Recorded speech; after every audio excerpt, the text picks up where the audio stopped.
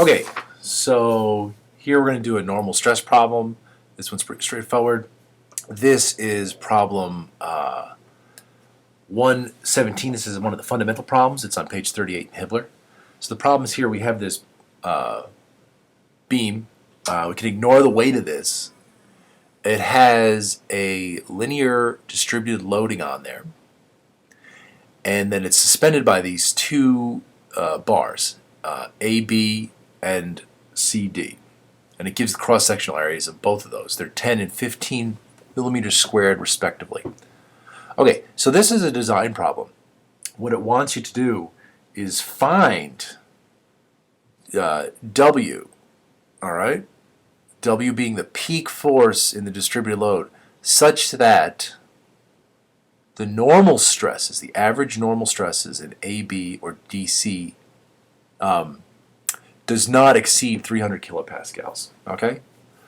So what you have to do is find the stress in each one of those elements, the normal stress, in terms of W. So W is not given. So I know sometimes this is a cause of frustration for students having to deal with variables instead of numbers, but in fact just do everything in terms of W, and then we'll see we can solve for W such that the stresses, one of the two elements will be the limiting case, okay?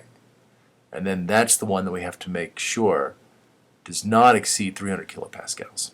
Okay, so the first trick is to find the normal stresses in AB and DC, okay? All right, so we're not getting the reaction forces action of this beam, but we'll draw a free body diagram of this beam to actually get the normal forces exerted on AB and DC, okay? So if we want to, you want to consider it, we can try, well, let's do it through here. We'll imagine taking sections right through this point, okay? So if we draw a free body diagram just of that element, here's the beam, and now let's assume at point A we have a force due to the support AB. So let's assume that AB is in tension, in which case that force will be acting up. We'll call that force AB. Likewise at CD, it's also acting upwards. Okay. And then we also have the downward distributed load. Okay, so we don't know W, but we're going to carry that as a variable and set that so that the stresses don't exceed AB and DC. All right. So once we do that,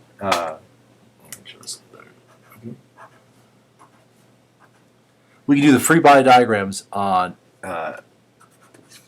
this lower beam to determine FAC and FCD.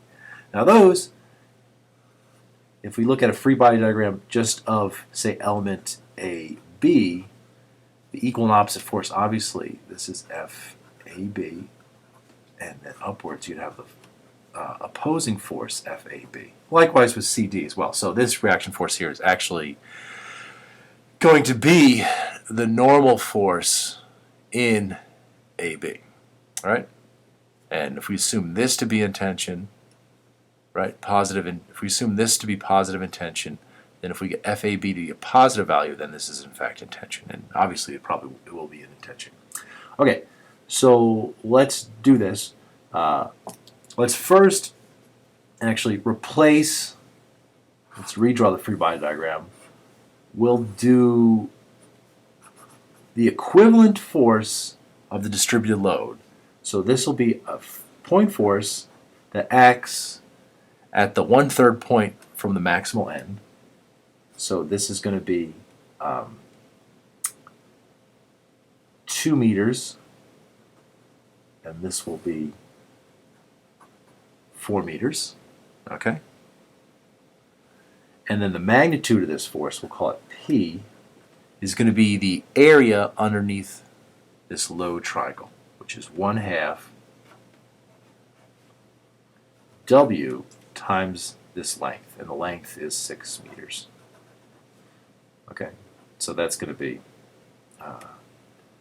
3W, and the magnitude of that is going to be newtons. Okay, so W is in units of newtons per meter. Okay. All right. So now we can do sum of forces in the y direction. Oops, I forgot to draw these forces. FAB and FCD. So we do sum of forces in the y direction. Sum of forces in the x gives me nothing, obviously. So sum of forces in the y direction, FAB plus FCD equals, plus, I'm sorry, forgetting being sloppy. It's minus 3W, because it's a downward force, that's P, has to go to 0. Okay? All right. Now the other one is sum of moments. So let's do sum of moments, and let's do it about point A. Let's do point A. Those are going to go to 0. So P exerts a negative moment. So it's negative 3W. And its moment arm is 4 meters.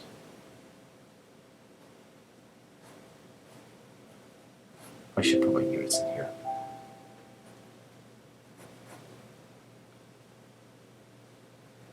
Okay, meters, newtons. It's newtons.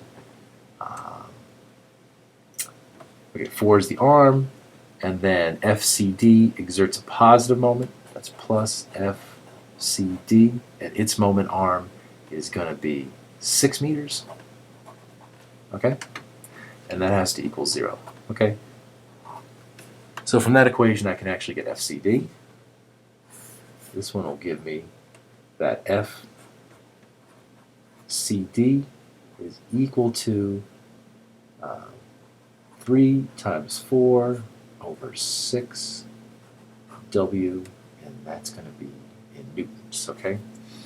So that's 2W, okay? So that's the force in element CD in terms of the magnitude of this distributed load, W. All right. Now doing this, the sum of forces in the Y, we can get the force in AB. Okay.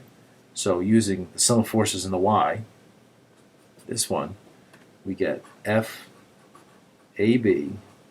equals 3W minus FCD, which we already know is 2W, so that just gives me W.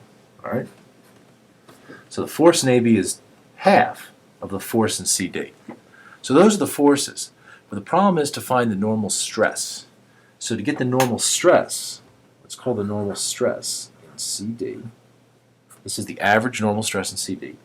That's FCD, the force in that element, over the area in CD.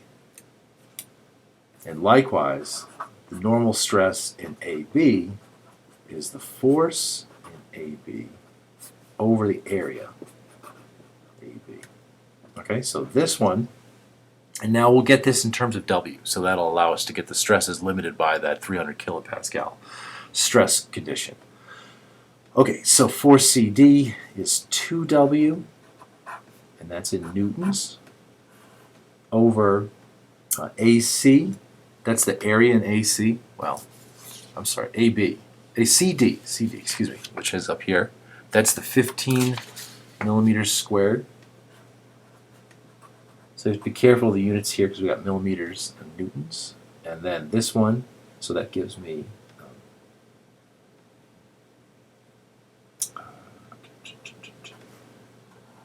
so 2 over 15 is right.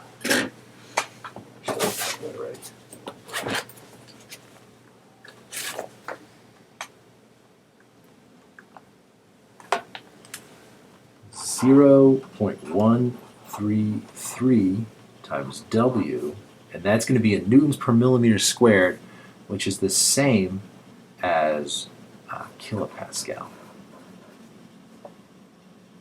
All right, now we do the second problem. The second element, stress in element FAB. So the force in FAB is just W, and that's newtons over the cross-sectional area of AB, which is 10 millimeters squared,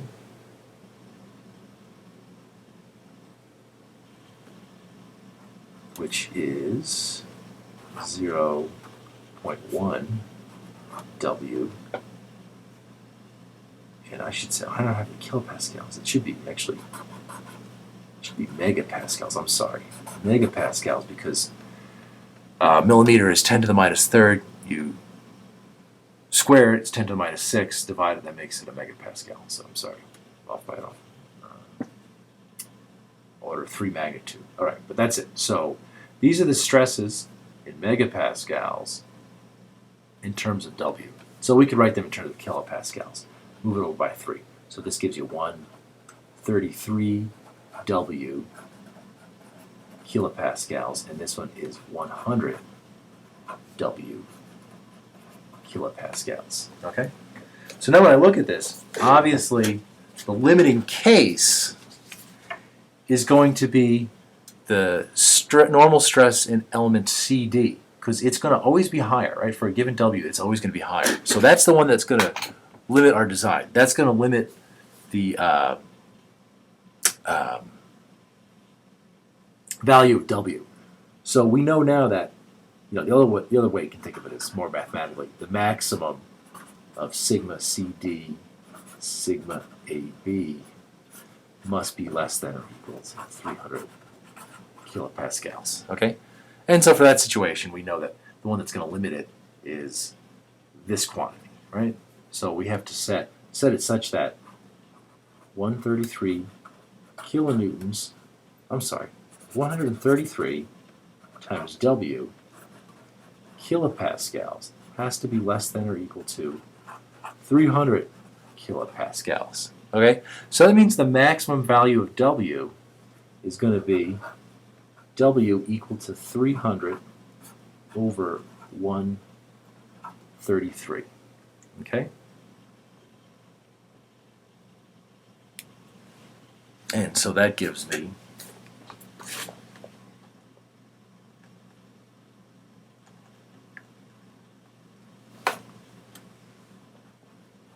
2.256. Okay? So that's the value of W.